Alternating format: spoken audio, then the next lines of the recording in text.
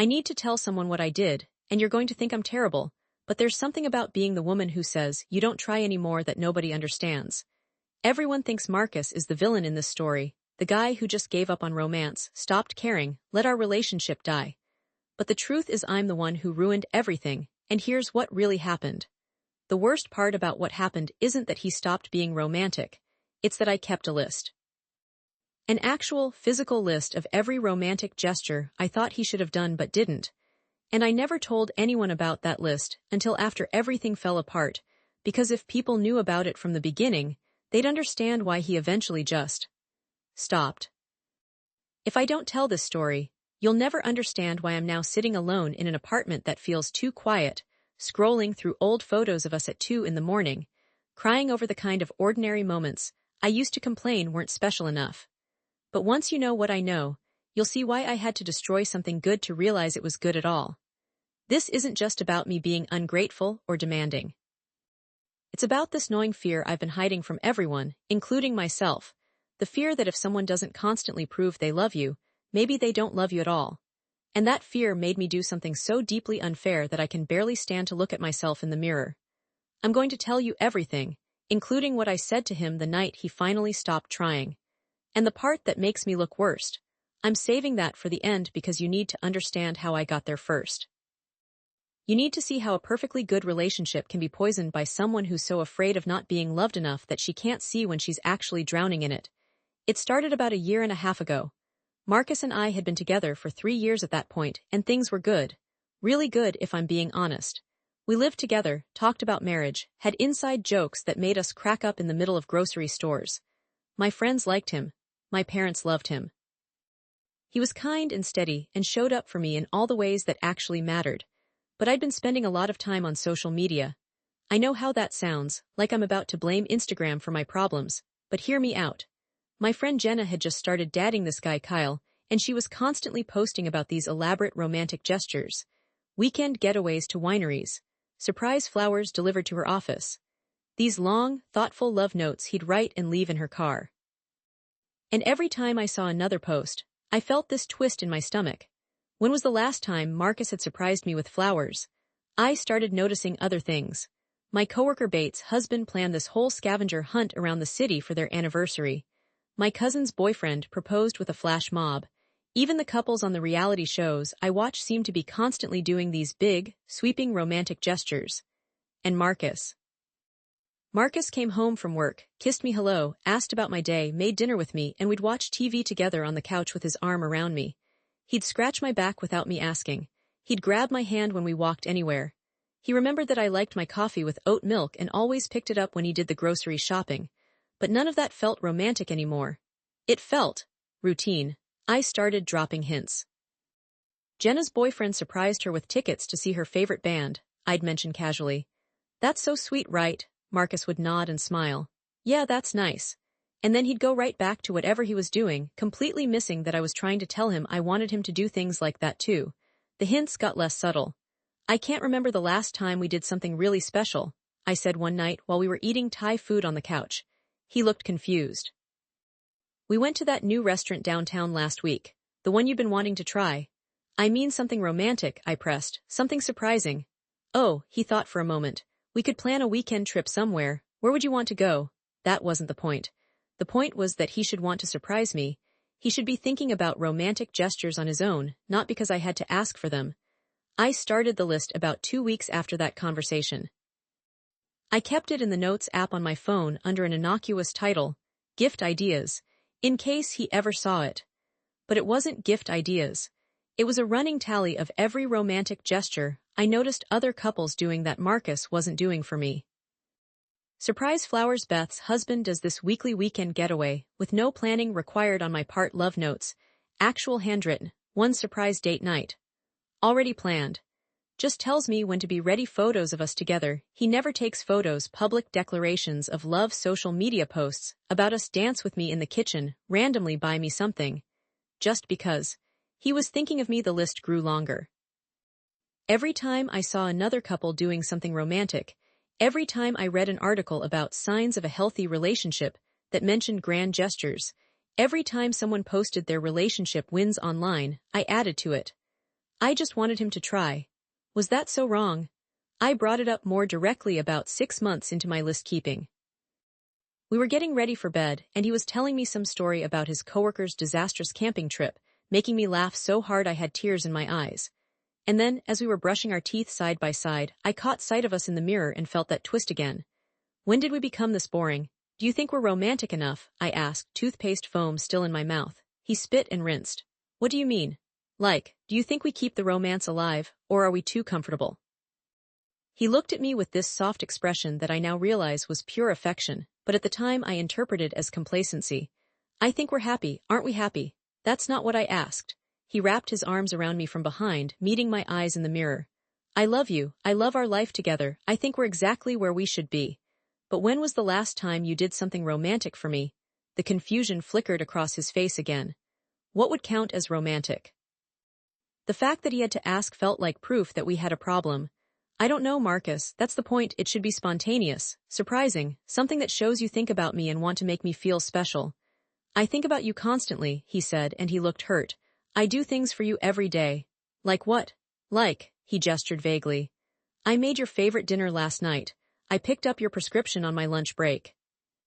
I rearranged my work schedule so I could drive you to your dentist appointment because you hate going alone. Those are just helpful things. I'm talking about romance. He let his arms drop. I don't understand what you want. I want you to try, I said, and my voice came out sharper than I intended. I want you to put in effort. I want to feel like you still want to woo me, not just be my roommate who I sleep with. That landed hard. I saw it in the way his jaw tensed, the way he took a small step back. Okay, he said quietly. I'll try. And he did try. God, he really did. The next week he brought home flowers, a nice bouquet of tulips from the grocery store. I thanked him, but I couldn't help noticing they were from the grocery store. Kyle had Jenna's flowers delivered from an actual florist. The week after that he planned a date night. Dinner and a movie. It was nice, but it was also just dinner and a movie. The same thing we'd done dozens of times. Where was the surprise, the creativity? He started texting me, I love you more often during the day. Sweet, sure, but also something he could do while barely thinking about it. How much effort does it take to send a text? I know how this makes me sound. Ungrateful, demanding, never satisfied, but you have to understand. I was comparing everything he did to this highlight reel I'd built in my head of what romance should look like. And Marcus's version of trying just felt insufficient. I started making comments. Little ones at first. When he brought flowers, oh, these are nice, I love tulips. Then after a pause, Jenna's boyfriend sends flowers to her office. How cute is that, having them delivered so everyone can see? When he planned date night, this is great. Though I was kind of hoping for something more unexpected, you know, like that couple in the movie we watched who went midnight picnicking. When he texted me love messages, you're sweet. Though I wish you'd post about us more on social media, you haven't posted a photo of us in months. I thought I was being helpful, giving him guidance on what would really make me feel loved. But I can see now that every comment was like a little rejection, a message that said, what you're doing isn't enough, you're not enough. The thing is, I didn't even realize I was keeping score. But I was. Every romantic gesture I'd asked for that he didn't deliver exactly right. Every attempt he made that fell short of my expectations. I was tallying all of it, building a case in my head that Marcus just wasn't romantic enough, wasn't thoughtful enough, wasn't trying hard enough. My friend Sarah tried to warn me. We were having coffee about 4 months into my campaign for more romance, and I was complaining about how Marcus had forgotten to make reservations for our anniversary, and we'd ended up eating at a chain restaurant. But you still went out, right? Sarah asked. He didn't forget the actual anniversary. No, but the restaurant. Listen, Sarah interrupted. I love you, but I think you need to hear this. Marcus is a good guy. He's reliable, he's kind, he clearly adores you. Maybe instead of focusing on what he's not doing, you could appreciate what he is doing. You sound like him, I said, defensive. Everyone keeps acting like wanting romance is some unreasonable request. I'm not asking for the moon. I'm just asking him to show me he loves me. Doesn't he show you every day? Sarah pressed. Just in different ways than you're looking for. I didn't want to hear it. Sarah was single and had been for years. What did she know about maintaining romance in a long-term relationship? The turning point came about 8 months ago. We'd been invited to Kyle and Jenna's engagement party. Kyle had proposed with an elaborate setup, a private dinner on a rooftop, a photographer hiding in the bushes, a string quartet playing their song. Jenna had posted about 60 photos of the whole event, and they were getting framed and hung in their apartment. At the party, I watched Kyle give a toast about how he knew from the first week they were dating that Jenna was the one, and how he'd been planning the perfect proposal for months because she deserved something magical. Everyone awed, Jenna glowed, and I felt Marcus's hand find mine under the table and squeeze. On the drive home, I was quiet. That was nice, Marcus said. Kyle really went all out. Yeah, Jenna seemed happy. She should be. That proposal was incredible. I paused, then couldn't help myself. Would you ever do something like that? I felt him stiffen slightly. Like what? Plan something elaborate and romantic, hire photographers, do the whole big gesture thing. He was quiet for a long moment. Is that what you want? I want to feel like you'd be excited to do something like that for me, like you want to create this amazing moment. I think proposals should be personal, he said carefully. What works for Kyle and Jenna might not be our style. So what is our style? Casual, low effort. That's not fair, Claire, isn't it? When was the last time you did anything that took real planning, real thought? Not just grabbing flowers from the grocery store or making reservations at the first restaurant that pops up. We didn't talk for the rest of the drive. When we got home, Marcus went straight to the bedroom and I sat on the couch, scrolling through Jenna's engagement photos again, feeling that familiar twist of resentment mixed with something else I didn't want to name. Envy. I was envious of my friend's relationship while sitting in an apartment with a man who loved me, who was probably lying in our bed right then feeling hurt and confused about why nothing he did was ever enough. But I pushed that feeling down. The problem wasn't me. The problem was that Marcus didn't understand romance. He didn't prioritize making me feel special, and I needed to make him understand. I started being more vocal about it, not hints anymore, direct statements about what I needed. I need you to be more romantic. I need surprise gestures, not just routine ones. I need to feel like you're still pursuing me. I need you to post about us on social media sometimes. I need you to plan things that show real thought. Marcus would nod and say he'd try. And he would try, he really would. But I'd already decided that his version of trying didn't count, that it wasn't enough, that real romance looked like what I saw online and in movies and in other people's relationships. About 6 months ago, something shifted. I'd made some comment, I can't even remember what it was about, and Marcus just looked at me with this exhausted expression and said, I don't know what you want from me anymore. I want you to be romantic. I've told you this 100 times. I bring you flowers every week now. I plan date nights. I leave you notes in your lunch. I post photos of us. I literally made a list of things you've mentioned and I'm working through them, but nothing is ever right. That caught me off guard. You made a list. Of course I made a list. You think I naturally knew to do any of this stuff. This isn't how I show love, Claire, but I've been trying because you said it was important to you. Something about that made me angry instead of touched. Love shouldn't require a checklist, Marcus. It should be natural. You should want to do romantic things. This is insane, he said, and I'd never heard that tone from him before, not angry exactly but depleted. I show you I love you every single day in the ways that make sense to me. I take care of you. I support you. I show up. But apparently none of that matters because I'm not performing romance the way you've decided it should look. Because it shouldn't be a performance, I shot back. It should be genuine. It is genuine, all of it. Every awkward attempt at doing things that don't come naturally to me, I do them because I love you and you said they mattered. How is that not genuine? We stared at each other and I felt something crack between us. But instead of backing down, instead of really hearing what he was saying, I doubled down. If romantic gestures don't come naturally to you, maybe that's the problem. Maybe we're just not compatible that way. He flinched like I'd slapped him, then he nodded slowly and walked out of the room. That was the night everything changed. I didn't realize it at the time, but that was the night Marcus stopped trying. The flowers stopped showing up. The planned date nights ended. The little notes disappeared. His social media posts about us vanished. It all just stopped. At first, I felt vindicated. See, I was right. He was only doing those things because I complained, not because he actually wanted to. This proved he wasn't naturally romantic. But then weeks passed, and I started to notice other things disappearing too. He stopped asking about my day with real interest. The questions became perfunctory. How was work? With no follow-up, even when I gave him obvious openings to dig deeper. He stopped initiating physical affection. No more random back scratches on the couch. No more pulling me close in the kitchen while we cooked. No more reaching for my hand when we walked. He stopped telling me about his life. His stories from work dried up. When I asked what he'd been up to, he'd shrug and say, nothing much. He was still there, still present in the physical sense. He came home every night. He did his share of chores. He was polite and cordial, but it was like living with a very considerate ghost. I told myself I didn't care. He'd shown his true colors, right? He'd revealed that he was only capable of surface-level effort when pressured. I was better off knowing the truth. But I was miserable. I missed him. Not the version of him that brought grocery store flowers. I missed the real him. The one who used to tell me rambling stories about his coworkers that went nowhere but made me laugh anyway. The one who'd pull me onto his lap on the couch just to be close. The one who looked at me like I was the best part of his day. When did I lose that person? I tried to bring back the connection. I'd ask him about his day with more interest, but he'd learned to give me nothing. I'd try to start our old playful banter, but he'd just smile politely and the conversation would die. I'd curl up next to him on the couch, and he'd stay perfectly still, not pulling away but not pulling me closer either.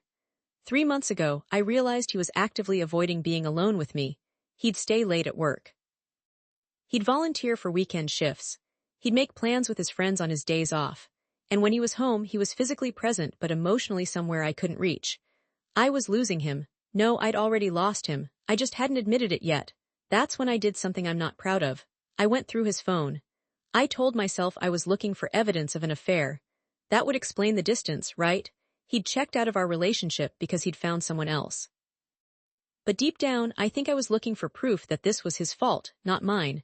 That I'd been right to demand more from him. I didn't find evidence of an affair. What I found was worse. There was a group chat with his friends, guys I'd met dozens of times at barbecues and game nights. I scrolled back through months of messages, and there it was, Marcus's slow unraveling documented in text form. April, I don't know what to do anymore. I brought her flowers like she asked, and she seemed almost annoyed that they weren't expensive enough. May planned a whole date night. Made reservations at that place she'd mentioned weeks ago. She spent the whole dinner talking about her coworker's boyfriend who rented a boat for a sunset dinner. I can't compete with that. June, she said I'm not romantic, that everything I do feels obligatory. But she's the one who's been telling me what to do. How is that my fault? July, I made a list of everything she said she wants and I've been working through it. Flowers, social media posts, surprise dates. Nothing is ever good enough. I feel like I'm failing a test I didn't know I signed up for. August, she said maybe we're not compatible. After 3 years, because I'm not naturally romantic enough, like all the other ways I show up don't count. September, I can't do this anymore. I can't keep auditioning for a role in my own relationship. I love her but I'm exhausted. I'm just done. His friend Mike had responded, maybe it's time to end it, man. This doesn't sound healthy for either of you. And Marcus had written back, I know. I'm just trying to figure out how to let go of someone I still love. I sat there on our bathroom floor at 2 in the morning, his phone in my shaking hands, and finally understood what I'd done. Marcus hadn't stopped trying because he didn't love me. He'd stopped trying because I'd turned his love into a performance and then criticized every show. I'd taken every natural way he demonstrated affection and declared it insufficient. I'd made him feel like he was constantly failing at the one thing that should be effortless, loving his partner. And he still loved me. Even after months of being told he wasn't enough, he still loved me. He was just trying to figure out how to leave because staying hurt too much. I should have gone to him right then. Should have woken him up and apologized for everything. Should have told him I finally understood.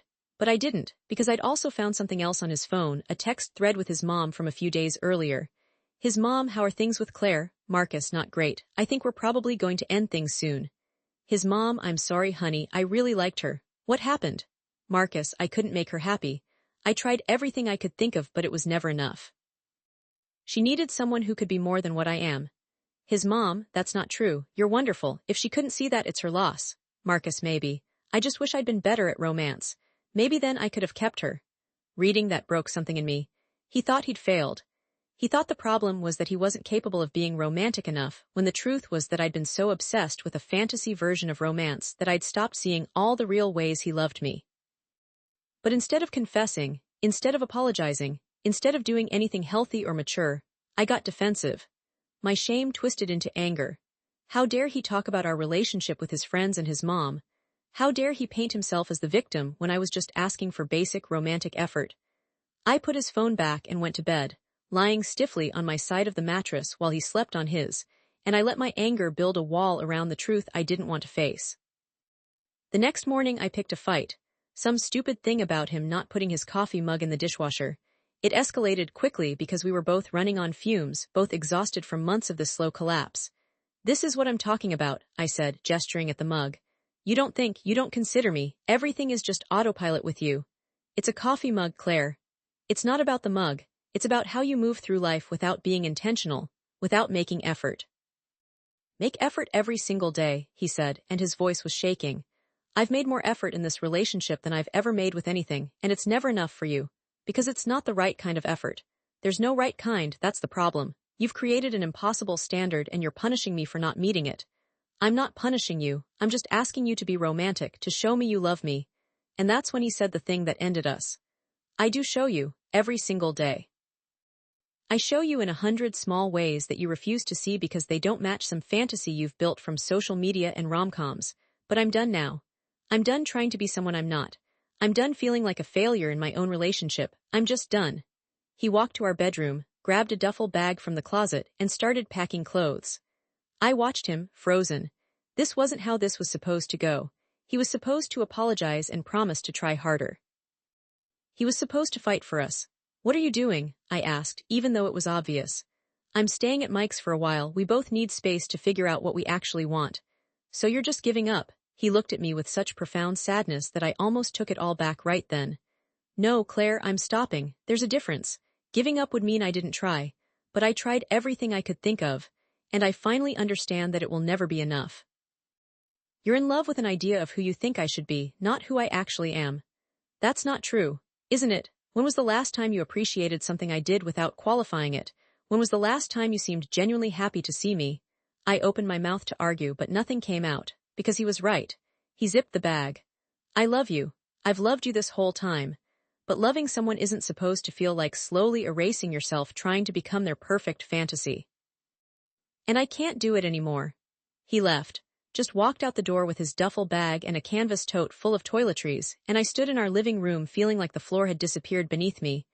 That was 2 months ago. For the first week, I told myself he'd come back. He just needed to cool off, to remember all the reasons we were good together. I texted him carefully worded messages about how we should talk, how we could work through this. He responded politely but distantly, saying he needed more time. The second week, I started seeing what I'd lost. Not the grand romantic gestures I'd been chasing, but the everyday intimacy I'd taken for granted. The way the apartment felt empty without his quiet presence. How dinner didn't taste as good when I ate alone. The absence of someone asking how my day was, even if the question had become rote.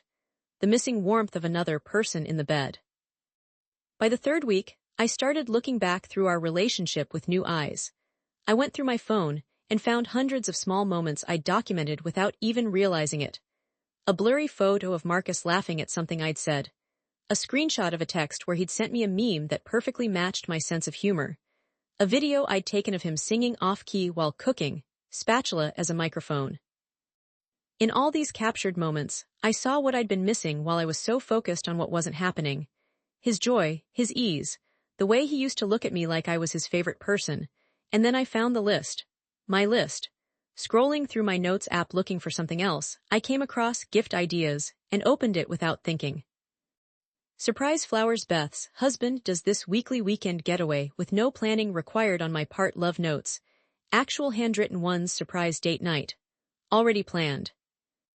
Just tells me when to be ready. Photos of us together. He never takes photos. Public declarations of love. Social media posts. About us. Dance with me in the kitchen. Randomly buy me something.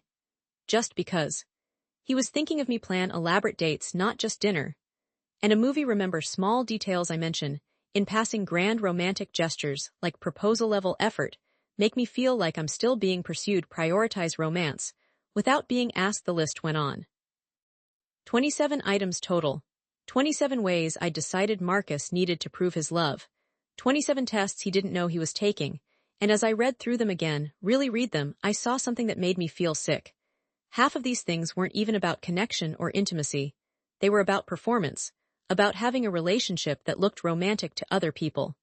Photos of us together wasn't about cherishing moments, it was about having content to post.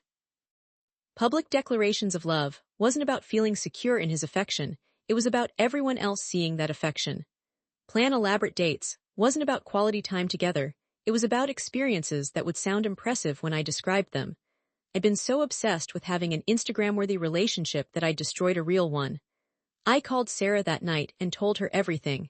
About the list, about the complaints, about Marcus leaving, about what I'd found on his phone. I ruined it, I said, crying so hard I could barely talk. I had someone who loved me and I made him feel like that wasn't enough, and now he's gone. Sarah was quiet for a long time, then she said, you know what you need to do, right? Get him back. No, I mean maybe eventually, but first you need to figure out why you couldn't see what you had, why you needed those grand gestures so badly that you stopped valuing everything else. She was right. I started therapy the next week. Here's what I've learned in 8 weeks of sessions. I was chasing external validation. My whole life, I'd measured my worth by how things looked from the outside. Good grades, impressive job, relationship that seemed perfect. And social media had turned relationships into another performance metric. I couldn't just be happy, I needed to look happy in ways that other people would recognize and envy. Marcus's quiet, steady love didn't fit that narrative. It wasn't flashy. It wasn't post-worthy. It was just, real, consistent, unglamorous. And I threw it away because I was so busy comparing it to everyone else's highlight reels that I couldn't see its value. My therapist asked me to make a new list, not of what Marcus didn't do, but of what he did do. I started writing and couldn't stop. He learned how I liked my coffee and made it for me every morning without being asked. He listened to me complain about work drama without trying to fix it, just being present. He drove me to appointments when I was anxious because he knew being alone made it worse. He never made me feel bad about my anxiety or overthinking.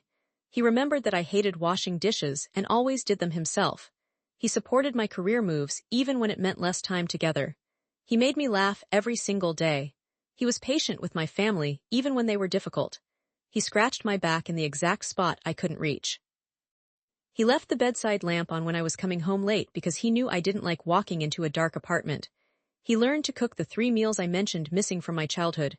He never once made me feel stupid or small. He showed up. Every day he showed up. I filled 3 pages. 3 pages of ways Marcus had loved me that I'd dismissed as not romantic enough, not special enough, not enough. I tried to tell him all of this. I wrote him a long email explaining what I'd realized, apologizing for everything, begging for a chance to show him I finally understood. He responded 2 days later with a message that was kind but firm. I'm glad you're working on yourself. You deserve to be happy, but I need to move forward. I can't go back to trying to earn your approval. I hope you find what you're looking for. I called him. He didn't answer. I texted. His responses got shorter and further apart until they stopped completely. Last month, I heard through mutual friends that he was seeing someone, a woman from his gym. I did what I knew I shouldn't do and looked her up on social media. Her Instagram was sparse. Maybe a post every few weeks, mostly pictures of her dog and hiking trails. She had one photo with Marcus. They were at what looked like a farmer's market, both holding coffee cups, both caught mid-laugh at something off camera. The caption was just a heart emoji. No elaborate declaration of love, no couple photo shoot, no documentation of grand romantic gestures. Just one candid photo that showed exactly what I'd failed to see in my own relationship, 2 people who were simply happy to be together. I stared at that photo for probably an hour, and I finally let myself feel the full weight of what I'd lost. Not just Marcus, but the version of myself that had been easy and content before I'd started measuring my relationship against everyone else's. The worst part is that I still catch myself doing it. I'll see a friend's post about some romantic gesture their partner did and feel that old familiar twist. The difference now is that I recognize it for what it is, my own insecurity masquerading as standards. My fear that I'm not special unless someone is constantly proving I'm special. I'm working on it, that's all I can do. Last week I finally deleted the list. Not just the one on my phone, I mean the mental list I'd been keeping since the beginning. All those metrics I'd been using to measure love, all those ways I'd decided someone had to perform affection for it to count. I let them go. It doesn't change anything. Marcus is gone. He's building a life with someone who can appreciate him for who he is, not constantly pushing him to be someone else. And I'm here sitting with the consequences of my own impossible standards. My therapist asked me what I'd say to Marcus if I could talk to him one more time. I thought about it for a while and said, "Thank you." She looked surprised. Not I'm sorry. I mean, yes, I'm sorry, so incredibly sorry for all of it. But mostly I'd want him to know that I finally see it. All the ways he loved me, all the ways he tried, all the ways he showed up even when I made him feel like it didn't matter. I'd want him to know that it did matter, that it was everything, that I was just too caught up in my own bullshit to see it. Do you think you'll tell him that? No, he's moved on. He deserves to be with someone who doesn't need to lose him to appreciate him. And that's the truth I have to live with now. I had something real and I destroyed it chasing something that looked better from the outside. I had someone who loved me in quiet, consistent ways, and I rejected it because it didn't match the performance I thought love was supposed to be. Sometimes I think about reaching out again. Maybe now that enough time has passed, maybe now that I've done the work to understand what happened. But then I remember what he said about not being able to go back to earning my approval, and I know it wouldn't be fair. He's not a project for me to fix. He's a person who deserves to be loved without having to constantly prove he's worthy of it. So I'm sitting here alone in an apartment that's too quiet, finally appreciating all the small things that used to drive me crazy because they weren't romantic enough. The missing coffee mugs, the sound of someone else moving through the space, the presence of another person who knew my routines and fit into them. I'm learning to be okay with ordinary, to find meaning in consistency rather than grand gestures, to value showing up over showing off, to understand that real love is usually quiet and unglamorous and easy to miss if you're too busy looking for something that sparkles. But I'm learning it too late. People ask me sometimes if I'm dating. I'm not. I'm not ready. I'm working on becoming someone who could appreciate a good thing while she has it, not just in hindsight. Someone who measures love by how it feels, not how it looks. Someone who understands that romance isn't about flowers and surprise trips, it's about choosing someone every day and having them choose you back. Marcus taught me that. He chose me every day for 3 years, in 100 small ways I was too blind to see. And when I finally made him feel like his choosing wasn't enough, he had to walk away to preserve whatever was left of himself. I don't blame him. I blame myself. And if I'm being completely honest, the thing I miss most isn't even about romance at all. It's the way he used to look at me first thing in the morning, when we were both half asleep and I definitely didn't look Instagram ready and his expression was just content. Like I was exactly what he wanted, right there in that moment, messy hair and morning breath and all. I had someone who looked at me like that, like I was enough exactly as I was. And I threw it away because I was too obsessed with grand gestures to notice that the greatest gesture of all was showing up, every single day, and choosing to love someone without keeping score. I'm telling you this story now because I need someone to know what I did. I need to confess that I was the villain in my own relationship, that I destroyed something good because I couldn't stop comparing it to everyone else's filtered, curated version of love. I need to admit that sometimes the person who's complaining about not getting enough is actually the person who can't see how much they're receiving. If you're reading this and you're in a relationship with someone who loves you quietly, without fanfare, without performance, please don't make my mistake. Don't let social media convince you that love needs to look a certain way. Don't keep a list of all the ways your partner is failing to meet some impossible standard. Don't take steady, unglamorous devotion for granted. Because one day you might find yourself exactly where I am, scrolling through old photos at 2 in the morning, crying over ordinary moments you didn't appreciate until they were gone, finally understanding that what you had was exactly what you needed. You just couldn't see it through all the noise of what you thought you wanted. I complained that Marcus wasn't romantic. He stopped trying. And now I'd give anything to have back the version of love I was too foolish to value when it was mine.